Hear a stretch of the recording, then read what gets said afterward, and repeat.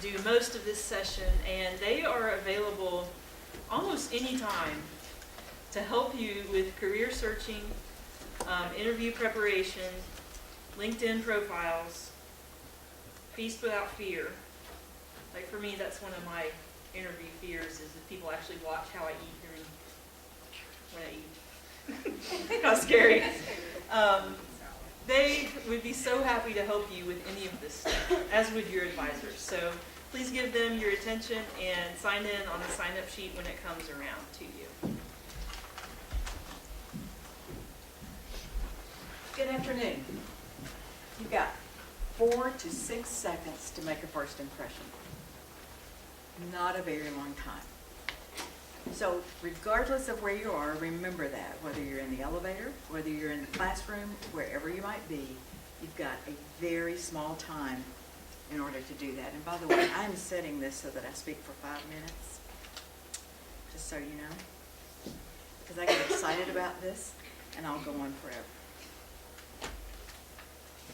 So you've got those 4 to 6 minutes then for someone to look at a resume. So we've got a lot of time constraints. One thing I already like about this group is that I'm seeing your faces, and I thank you for that. That tells me that even if you're working with your laptop or you've got that phone, you're at least looking at me for the first few minutes. That is so very important. You know, before you became scientists, you were human. And there are just very basic things about it. I thought about that. I thought that was kind of cool.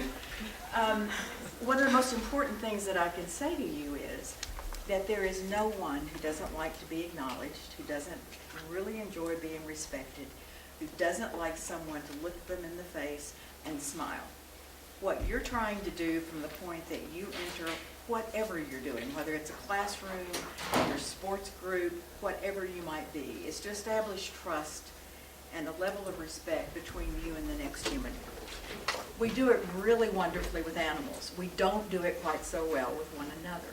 So that's something that if you think about, it gets easier, but you have to practice. So if it's something that you're really uncomfortable with doing, come see me. I will not bite, and I promise that I can be very kind and nice in the office, and we can sit and we can talk. Because that is a skill you've got to have regardless.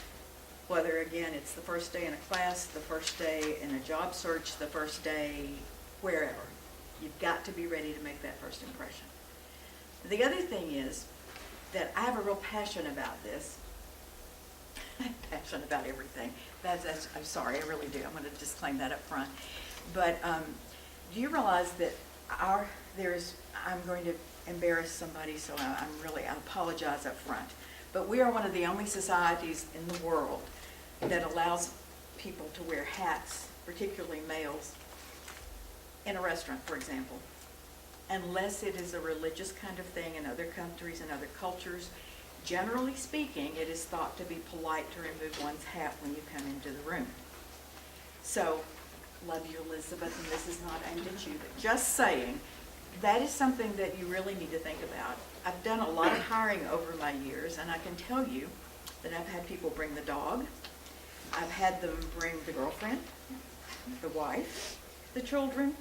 I've had one man bring a gun. So it's all over the place. But for you, you need to think professionally, and it's very important that you have a few aspects of that.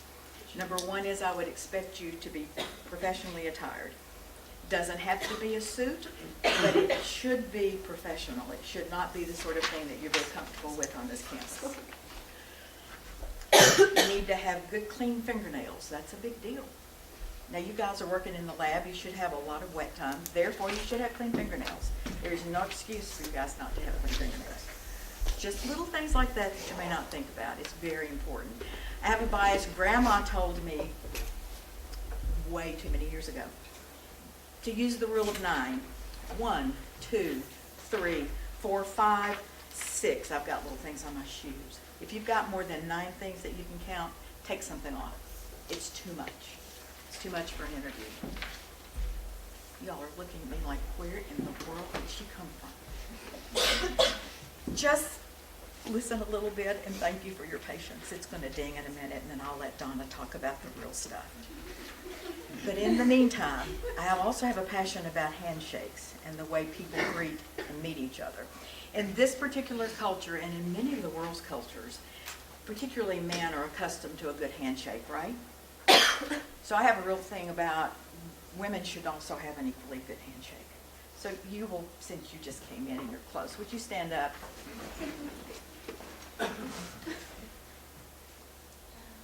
Don't squeeze my hand. Why? See what they do this. Men do this. Remember, you're pressing the flesh. You want the very same business connection or science connection or whatever connection that you can have. The eye contact, you have got to look people in the eye. You have got to. See this? Take their hand to there. Don't let them do this. Guys will do that to you. I'm just saying, this is important for you to know. You have got to compete on an equal basis, and that is one of the things I feel very strongly about. So if you come to my office and I don't stand and shake your hand, remind me, because I'm really big on doing that. I hope you will come to the offices. I hope you will come visit one or the other of us.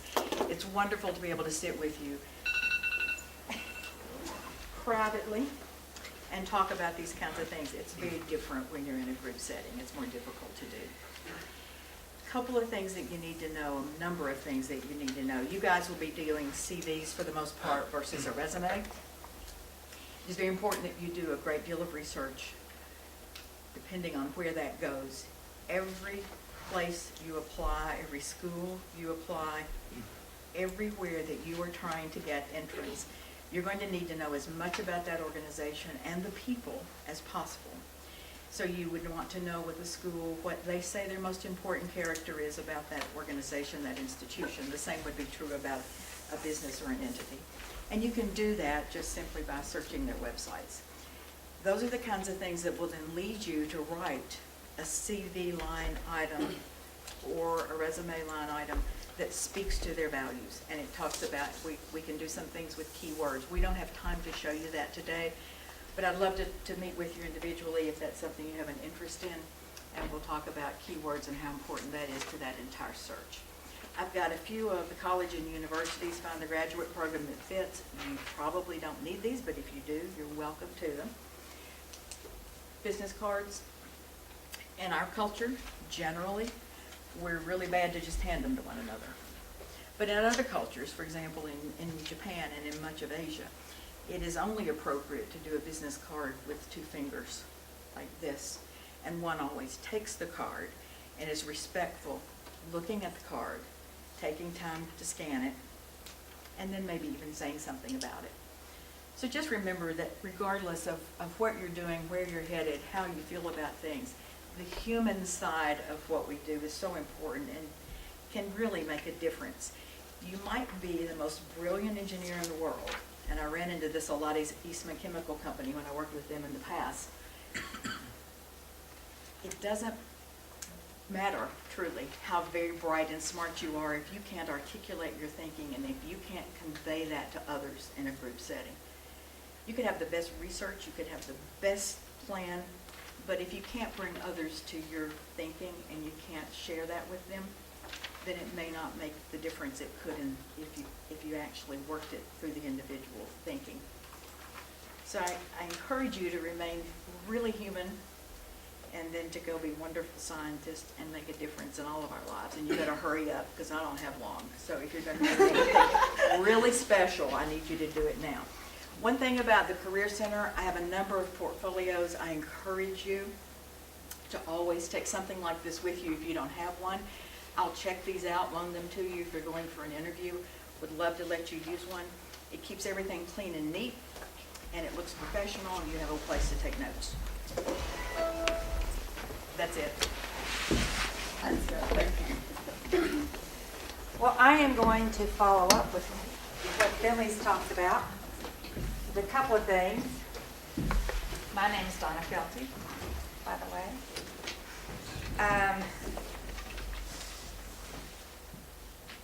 Hold on just a moment.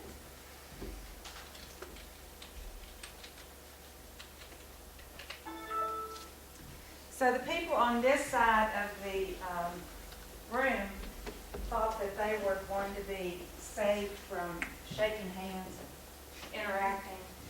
No, we're going to get you.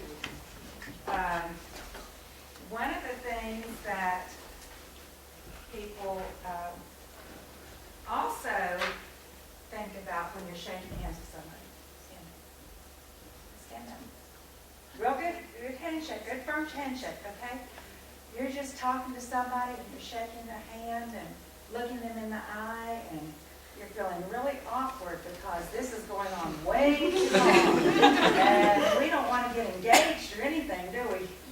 Well, you don't hold on to somebody's hand too long. You don't squeeze it too hard. You don't just take the fingertips. Make sure it's just a nice, friendly shake. Pass those along. These are the things that are going on in these. I get distracted. Sorry, folks. These are events that are going on in the Career Center the rest of the semester.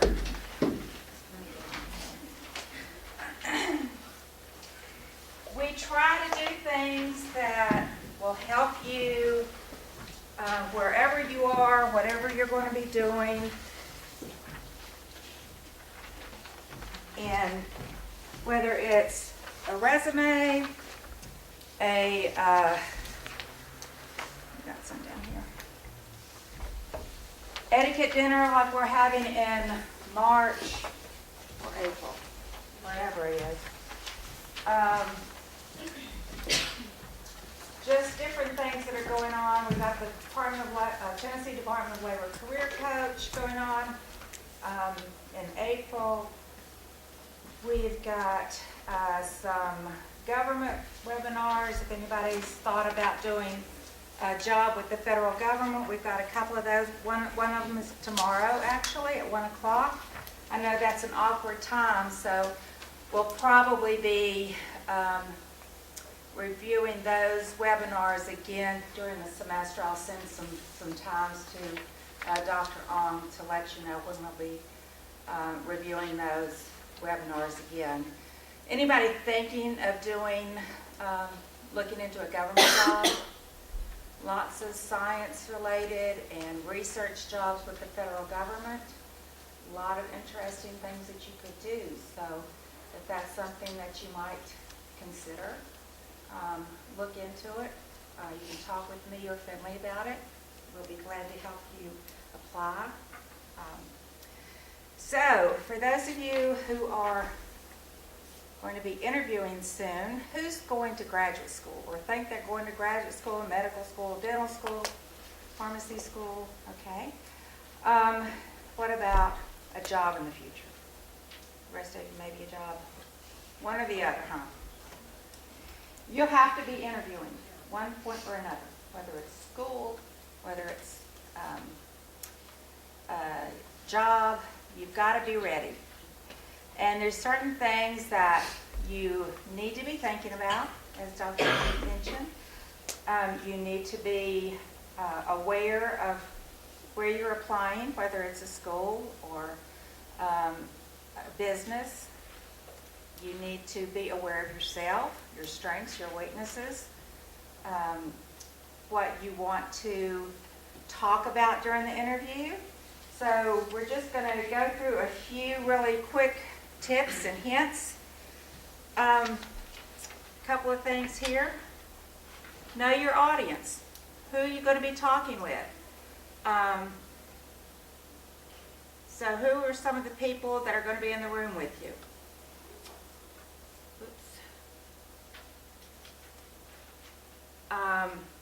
Is it going to be people in the same department where you're going to be working, hopefully, or people in the department where your program, where you're hoping to study? Fellow students, perhaps, who are going to be involved in an interview. Just know who you're going to be talking with. Make sure that you know maybe things about the school, the location, what the school specializes in. So a lot of different things that you can think about before you go to the interview. Eye contact, as Finley mentioned, that's really important, so that you make that connection with people when you're looking at them in the eye. You know, the personal connection there.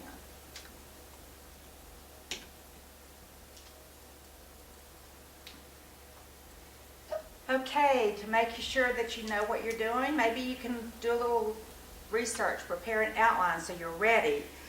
Your strengths, knowing yourself. What are your, are you interested in this organization? Why are you interested in this school? Is it maybe the location? Maybe if that's the only reason, maybe you should look at something else. What contributions do you plan to make? Just think of your strengths, what you're doing in this interview, what is the purpose? Practice, practice, practice. Of course, practice makes perfect. And did you know that a third of bosses know whether they're going to hire someone within the first 1.5 minutes? So timing is everything, as Finley mentioned, very quickly. How you look is important, your first impression, your handshake, what you wear. Honestly, you think I'm a smart person, it shouldn't matter what I have on, but it does. Appearance and confidence, like we say, what we say is important. Our confidence, how we come across to people, our nonverbal communication, how we project ourselves, our self-confidence. Care about clothes. 65% of bosses say what a person has on is important and helps make a decision. Some of our nonverbal mistakes could be our eye contact, either failure to make good eye contact or looking askance, maybe a question that someone asks, maybe the way that you respond and the way your eyes don't make eye contact during that particular response. Handshake, again, too weak of a handshake can say that you don't have enough confidence in yourself. Perfect that handshake. Smile, that means that you're trying to project a lot of good energy and good vibes. You've got a lot of self-confidence, so make sure that you're projecting that. Your knowledge, having little or no knowledge of the organization, is a big red flag. So you want to do as much research as possible. I had a really bad experience with an intern a few years ago. Fortunately, it was someone I knew at the business, but I told the student, about this internship opportunity, let her know that, how she should dress, and told her about, what the internship was expected to entail. And she went to the interview, and so she came into the interview and she goes, well, what do you all do here? Whoa, I'm sorry, but you do not say that when you go to an interview. You're supposed to know what they do there, whether it's a business, whether it's a school. You're supposed to know before you go into there, into the interview and into the organization, what they do, what their emphasis in. You can go on the website and find out what their, what am I trying to say? Core values are. Most organizations and schools, and they all have that posted. You should know that and see if that's similar to things that you believe in. So those things are important. One of the things that they're going to ask you is, tell me about yourself. How would you respond to that? They don't want to know that you were born in Roanoke, Virginia, and you've got 3 brothers, and you've got a dog named Sandy. No. They want to know, why do you think you want to come to a particular school and major in a particular subject, and different things like that. What have you done in undergraduate school to bring you to this point in your life? And going down that road, what has brought you to that point? Or whether it's a job, or what do you have to bring to this company that is going to help them succeed? Okay? So are you going to know about yourself? Are you going to know about the company? Just do some research. I think that's all I want to talk about right now. So is there any questions? Let's go from there. How about questions? That's another thing. When an interviewer says, do you have any questions? What are you going to say? Absolutely. You should always have a question. You know, just make sure that you've got something up your sleeve that they haven't already said about, something about, so that you can come back and say, I read that last quarter you did such and such, and why do you think that? Or what do you think I can do right off the bat to make me a good employee for this company? You know, something that is going to make you stand out and make them remember you. Okay? So now, does anybody have questions? Still no? Yes, ma'am. What would you say are the top 2 mistakes? You've already mentioned not asking questions and saying, so what do you all do here? But what do you see as the top 2 mistakes that students usually make when they are practicing with you or bringing you their documentation? That's a good question.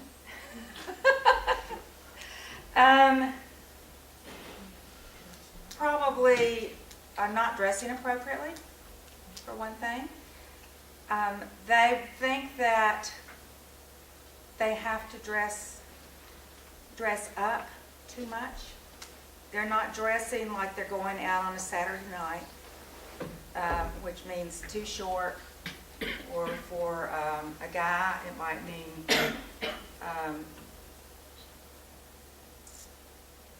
guys are usually better than girls are about that. But there are several things. How many in here have allergies? Allergies? Okay. What are you allergic to? Raspberries. Raspberries. Okay, if you were forced to eat raspberries, what would happen? Did you have hives? Yeah. Yeah. So if you are going on an interview, one of the things you should remember is not to wear fragrance, which is something that most people don't think of. And I know I'm not answering your question, Vanessa, but just little tidbits keep coming to my mind. You should probably not wear fragrance, not wear perfume, because there are a lot of people who have allergies to fragrances.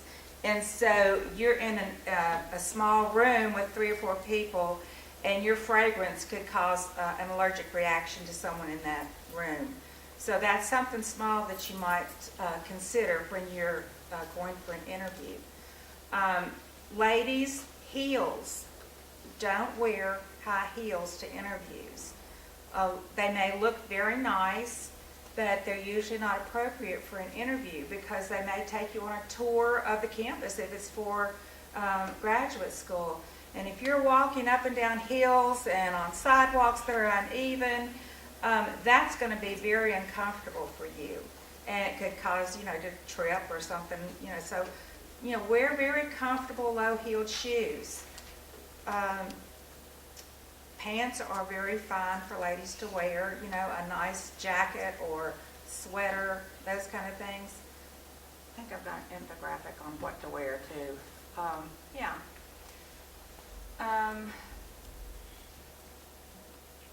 We probably know most of this, but it doesn't hurt to be reminded that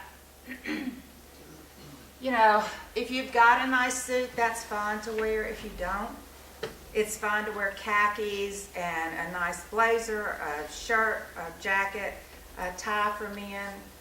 So, just wear things that are appropriate. A little bit, like we always say, you dress for the job that you want, not the job maybe that you're interviewing for. So you dress appropriately. Ladies, low heel shoes. Men, nice ties, conservative. How many people have pierced ears? How many people have tattoos? I don't care if you have tattoos, I really don't. But your interviewer might care if you have a tattoo. So when you're on an interview, make sure that that's covered up. Maybe if you can't cover it up, just dress even more conservatively, because you just don't know what they're going to think of that tattoo, or if you've got 8 piercings in your ear, just wear 1 pair of earrings. Don't let that be the one thing that causes you not to be selected. You just want to be just as conservative as possible, and then after you're selected, then you let your own personality come out, and you can be a little bit more free with how you express yourself. But don't let a tattoo or several piercings, things like that, be the one thing that causes you not to be selected. Because you're going to be in competition with a lot of people who are very much similar in what they have to offer as what you have to offer. So, make sure that you're doing everything you can to, to give yourself the edge over somebody else. Any questions about that? Yes, ma'am. I've had the benefit of sitting over here thinking about her question while you. Yeah, thank you. The front. One of the things that I think perhaps makes a difference for me, just in talking with people, is that people tend to either overestimate their skills and abilities or underestimate.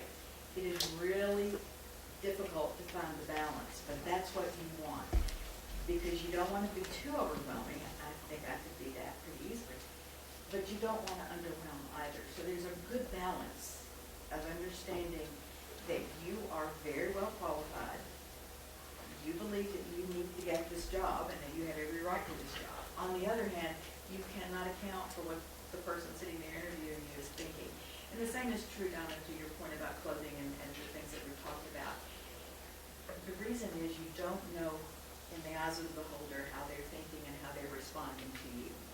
So you might want to err, even if it's not your personality type, it isn't mine, but you might want to be as safe as you can be going into those kinds of settings initially, because you don't know how the person you're meeting and talking to and the other people will receive you. So all we're trying to suggest to you is just the very best way to make a really simple first impression that won't draw a negative attention to you. I think that's kind of my take. Thank you. Definitely. Anybody have other questions? One thing that Dr. Ong mentioned that I really want to emphasize, an opportunity to be a judge at the science fair at Holston View. Is that right? You all have lots of great opportunities as students to participate in volunteer activities. Don't miss any chances like that, because employers and graduate schools really put a lot of emphasis on students' participation in volunteer activities, because you don't really have a lot of opportunities to work right now, because your work is your studies. That's your primary job right now. So make sure you try to volunteer when and where you can, and be able to put that on your resume or your CV, because that's very important to a lot of employers and to graduate schools. And that's all I'm going to say about that. Thank you, Laura. And any questions that you think of, and also instructors, anything that you want to add, please pipe up, because you're going to have questions later. Yes? What were you talking about with the portfolio book, or to write stuff down? Like, would you suggest like writing things down in the interview, like taking notes? Yes. Where's your portfolio, Fiona? Right here. Yeah. Here's I take this with me. It's something that a lady might take, and you can fit that portfolio inside this. Ladies can. Gentlemen can take that just as it is. Men can also use a messenger bag. Backpacks are usually thought of as, more what students use. If you want to be, appear a little bit more professional, then a nice portfolio like that is good to have. The other thing is, I am so weird, I know, but I hate purses, and I really don't have, I would leave one probably or forget it. This allows me to put like a phone, I would say leave your phone in the car, but reality tells me you probably won't. So borrow one of these and hide it in here, just turn it off for a while that you're there. But that's what I like about this, is that I can carry just everything I absolutely have to have, and I don't have to have a purse. But it also keeps things neat and clean, because you should take multiple resumes. You never know when you're going to be meeting with a group. You may think you're meeting with one person, but you end up meeting with someone else in addition, so it's good to have extra resumes. She's just asked if we could do an impromptu interview. I don't know what you have planned, though. You have some things planned. Yeah, I think we could. You want to do one now? Just tell me what job you're gonna interview for. What job do we want to interview her for? Oh, I don't know. You want to interview us, or you want to? No, it'd be easier for me to make up the answers than it would be for you to make up the answers for me. No kidding. Yes, I get that. So I'm gonna knock at your door if you'll go up to your desk. Okay, and another thing to remember, when you're going into an interview, be kind and polite and courteous to everybody. From the time you get out of your car, or even before you get out of your car, when you're parking your car, be kind and courteous, because you never know when that person you meet in the elevator might be the person who's going to be conducting the interview, or might be the person that the interviewer is going to say, "What did you think about that candidate we just talked to?" You just never know.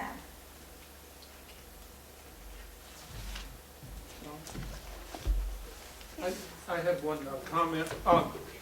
Just a couple of things that I think you guys might want to know that Finley told me you had not talked about. One is that if I go on an interview, I want to write down the name of every single person I talk to, so I know who they are. If I'm sitting around the table and there's 6 or 7 people, I'll draw the table crudely and put their names around the table, because sometimes I remember them better that way.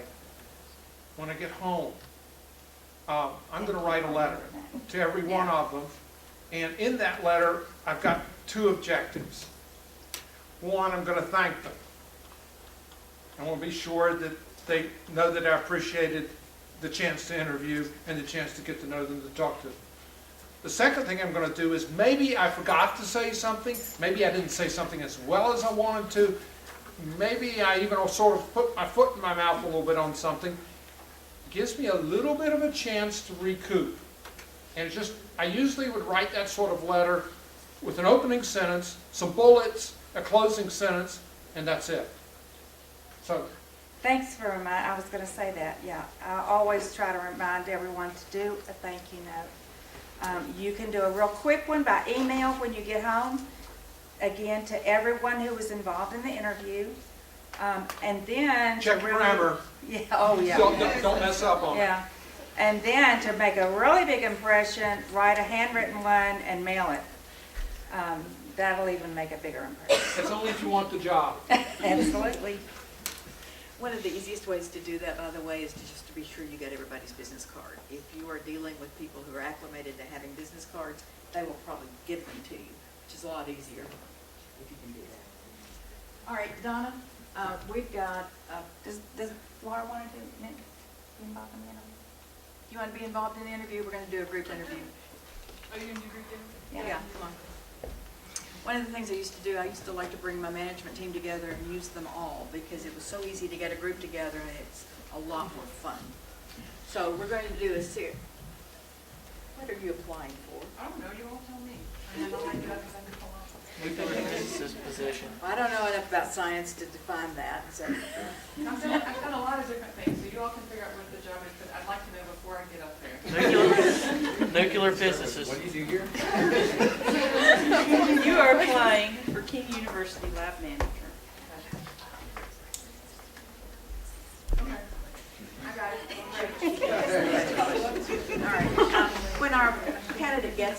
I'll get the door. Okay. You're all gonna stand there? I'll get the door.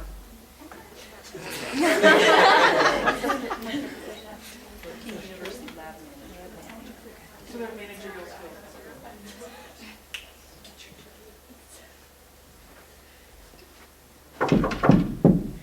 Hi, come in. I'm Finley Green. Hi, it's nice to meet you. Oh, it's I'm nice Vanessa. to meet you.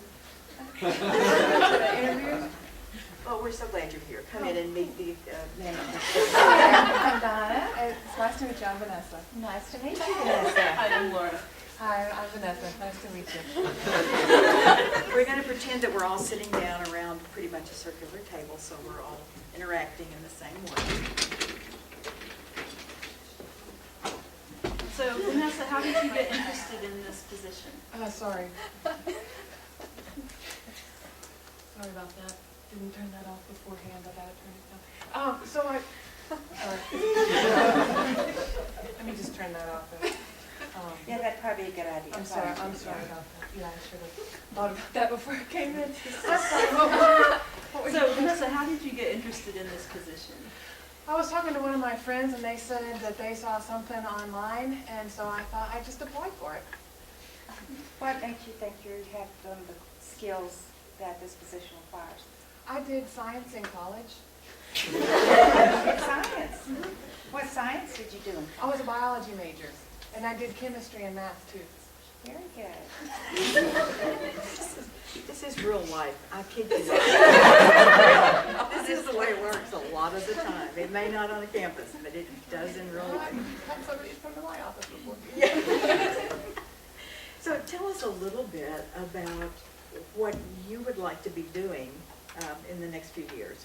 What do you see your sort of vision for your next 3 or 4 years? Well, I really like science, and that was why I majored in it in college.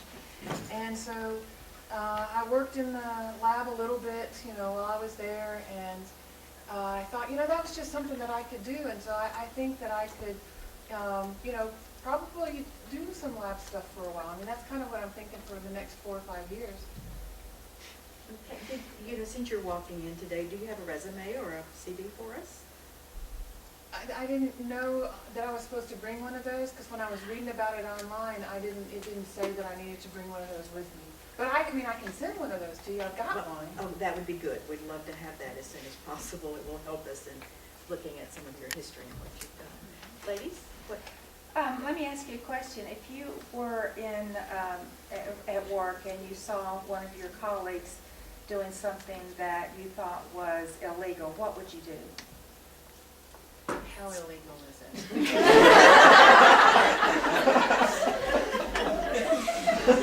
like taking a pencil home, or?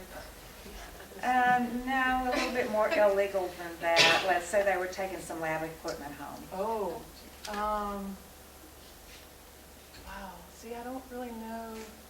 I guess that's a good question. I guess probably what I would do is talk to the person whose lab it is and let them know that that was going on. Okay. Good answer. So tell us a little bit about yourself.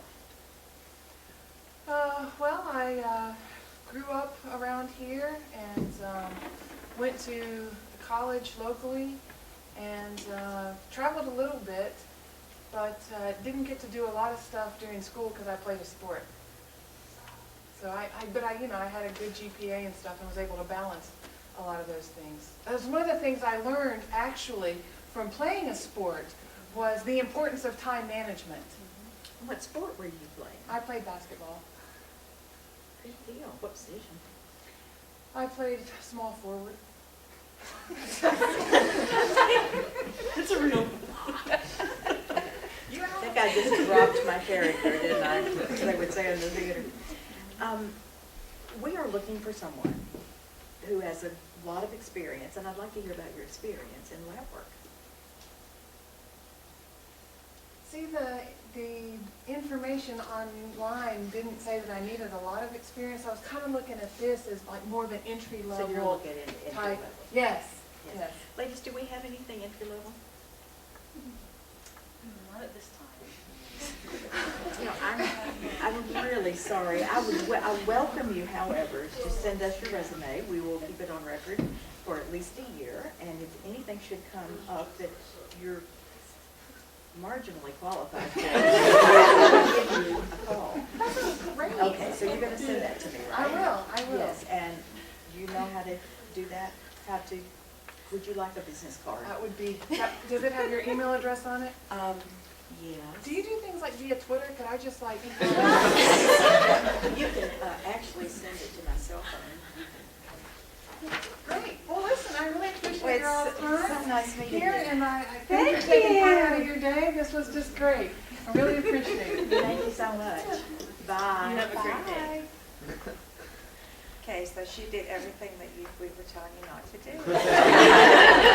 And she did it wonderfully. I would probably hire her. I know, she was very Yeah. pleasant about it all. But on the other hand, she's well-spoken. Her English skills were good. She was smiling. She had good eye contact. She couldn't shake hands, but that can be taught. She was enthusiastic. Yeah, so She what? had a good attitude. Yeah. Didn't read the job Yeah, description so before. what did she not do is the question. You left your gum. Gum. Don't go to an interview with gum, and don't go to an interview with your phone. Just don't. Just don't take your phone.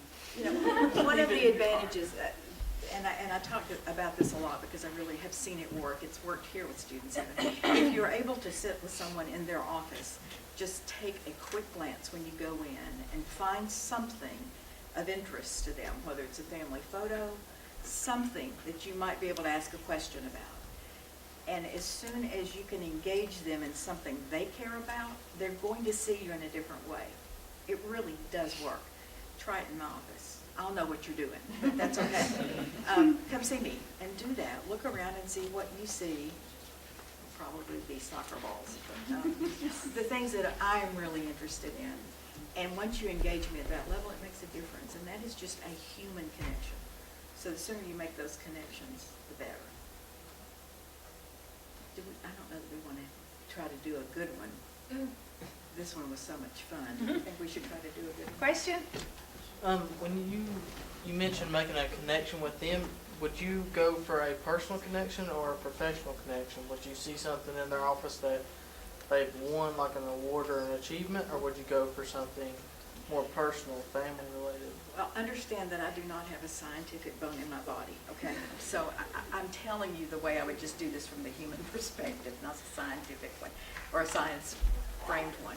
But generally, people have the things that matter to them in their office. So if they have that sort of thing, if they have some sort of sports affiliation, or they have a picture with some famous person's signature on it, or if they have a family picture right behind their desk, for example, or something right on their desk, just make a statement about that. Just ask an interesting question, a leading question, because then they will start talking to you, and you'll be amazed at what people will tell you. The other thing that I really believe about interviews is if you will listen, if you have good listening skills, people will guide you in the way they want you to go.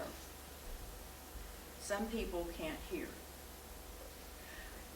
But my point is that people will, you can tell by the way they talk to you about what they're trying to get from you. And I want you to be honest, obviously, and open, but the thing is, don't underestimate the people side.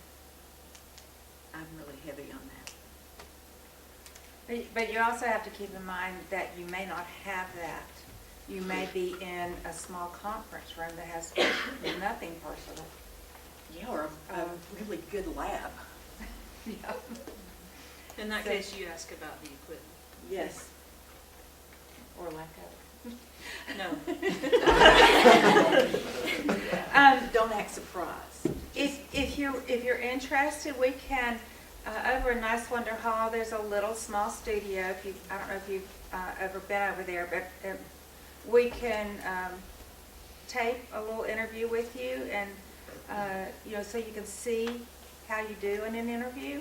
So if anybody's interested in doing that, you can contact me or Finley, and we'd be glad to work on that with you. Those of you who have been really nervous in science seminar, that may be something that you really should consider. You're going to be more nervous when you know that they're videotaping, but that actually will work to your advantage, because if you can do something when you're that nervous, then it will be that much better if you're in an interview setting. In some respects, what you want is the mock interview to be like the hardest experience and the hardest interview you've ever done. And that way, when you get to the interview process, it's like, that's all you're gonna ask me. Dr. Fitz asked harder questions than that. But, it puts you at ease because you've already kind of been through the ringer. So if you've got trouble with speaking, I would definitely do the videotaping. And it's really not as, once you're in there, you actually, once you get started, you kind of forget that you're being filmed. It's not that bad. Another thing that I would remind everybody about, if you're talking on the phone, if that first contact set up that informational meeting with someone is by phone, remember that if you smile while you're talking on the phone, it sounds totally different. So if you're doing a phone interview, for example, or even if you're doing a Skype interview or Zoom, put smile somewhere so only you can see it, and remember to smile as you're talking, because it sounds different. I promise. Try it. It really does make a difference. You all know that? There you go. And even if you're on a phone interview, dress as if you were in a in-person interview. Oh, sorry, we can go on, and we have. It's all about you. Did everybody get a card? So I have some things to say about specifically science graduate school interviews, which are slightly different than job interviews. But a lot of the things that I'm going to say are similar to what they said. So the number one thing I would say is leave your phone in the car, no gun. And from the time you get out of the car, you need to be the best, most positive version of yourself. So generally, on a graduate school interview, this is the type that I'm most experienced with if you're going and you're going to do graduate work in a hard science. They are not quite the same as medical school, PT school, and so on, but there's some similarities. If you are doing graduate school interviews, which some of you have coming up, these are a multi-day event, and they are very tiring. And this is generally what they will be like. So generally you will have the first evening that you're there, that's a travel day, and you will have dinner with graduate students and some professors in a biggish group. Then you go to sleep. You need to try and go to sleep fairly early. And the next morning is when the actual interview is. So you generally may not be in this exact order, but you will have some type of introduction to the program, you and the other students that are interviewing, maybe a tour of the campus, tour of the facilities, and then you will have interviews with professors, anywhere from 4 to 10 different professors.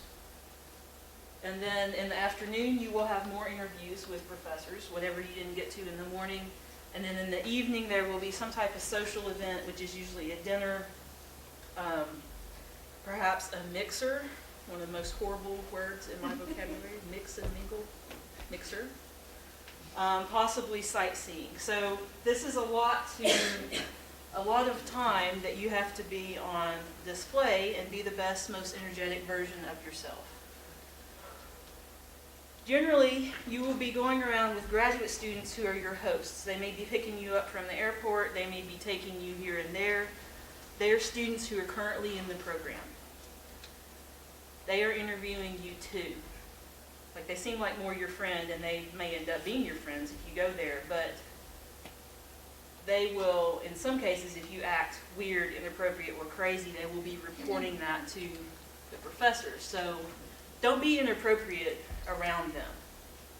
Don't just be, totally let down your guard around them. But they are also a really good resource to find out what life is like in that graduate program. Do they seem happy? Do they seem super stressed out? How many years have they been there? Ask them about their housing situation. They're a really good source to get the student perspective on what that graduate school is like. And if you do end up being accepted there and going there, if you've still got their contact information, you can ask them to help you with stuff, and they're usually very glad to do that. Okay, dinners. You might have 2 dinners. You might have 1 dinner. At some point, when you're on the interview, you're going to have a dinner. And there are some do's and don'ts for dinners, besides just table manners. At a dinner, everybody's going to see you from here up. So what you're wearing on your top half needs to be professional and nice. I tend to go for things that hide spills. Not white, but maybe you're not that sloppy. If you're going on a dinner, part of an interview, watch what everybody else around you is ordering to drink. If everybody else, it's a 12-person table and everybody else is getting alcohol and you're not, that makes you stick out. If you're absolutely opposed to alcohol, you don't need to go against your conscience. But if you could go either way, go along with the table. And the reverse. If everybody else is getting Coke, don't be the one who doesn't get a Coke. Okay? Don't be that one. You don't want to stick out in that way. Dinners at interviews are kind of like a group interview. You don't want to be the person who says nothing, and you don't want to be the person who says everything. You think of people like that, you know, like that. You don't want to be the person that says nothing, and you don't want to be the person that monopolizes the conversation. Be in between. You don't want to get spaghetti or a burger, probably. And you know what else you don't want to get? Don't get chicken fingers. Don't get chicken fingers. Why? You gotta dip them with your fingers. No. Why not? That's for kids. You don't want to have that impression that you are a person who only eats chicken fingers. Also, you might not want to order the most bizarre or expensive thing on the menu. Like, you maybe want to be a little bit adventurous, but I would not order octopus if I had not had octopus. Nor a fish with the head on. Nor, if I wasn't good with chopsticks, I might get something that wouldn't come with chopsticks. Denise had a chopstick incident at her interview. What if you're on an interview and you're eating at a Chinese place or a Thai place and all the meals come with chocolate?